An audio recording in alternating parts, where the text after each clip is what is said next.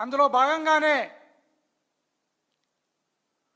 नाम देखा तो बुढ़ा है, उसका क्रिमिनल हिस्ट्री देखा तो बहुत बड़ा है.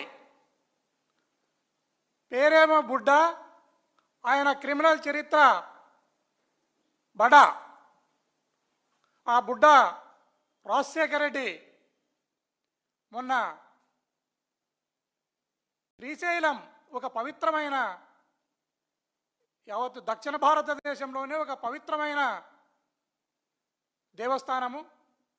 ఆ దేవస్థానంలో తాగి తందన్నలాడేదే కాకుండా ఆయన అటవీ అధికారులను అడ్డగించడమే కాకుండా వారి జీపును లాక్కుని, వారి జీపులో ఈయననే స్వయంగా డ్రైవింగ్ చేస్తూ బాగా తాగడము, పైపెక్కే వరకు తాగడము, తాగిన తర్వాత అటవీ అధికారులను తన్నడము.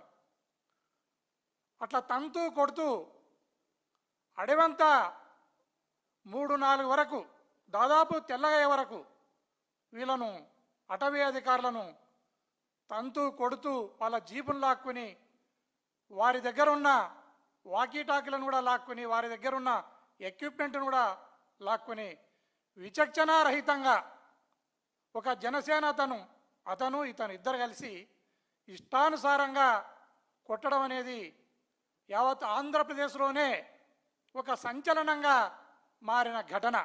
అయ్యా పవన్ కళ్యాణ్, ఈ శాఖకు, అటవీ శాఖకు నువ్వే మంత్రివి, జీపు మీద కాదు అతను కూర్చున్నది, నీ భుజాల మీద అనేది నీ మైండ్లో పెట్టుకో. మొన్నొచ్చి అటవీ అధికారులు నీకు రిప్రజెంట్ చేస్తూ ఉంటే నువ్వు తల ఎత్తి పైకి కూడా చూడలేని పరిస్థితి, నీది దిక్కుమాలిన స్థితిలో నువ్వు ఉన్నావు.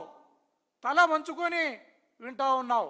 తలను పైకెత్తి కూడా వినే దమ్ము, ధైర్యం, ఒక కంప్లైంట్ను, బుడ్డా రాజశేఖర రెడ్డి పైన అటవీ అధికారులు ఇస్తున్న కంప్లైంట్ను తల ఎత్తి నిటారుగా నిలబడి వినే దమ్ము, ధైర్యం కూడా లేక తల వంచుకొని నువ్వు వింటున్నావు. అది సిగ్గుచేటు.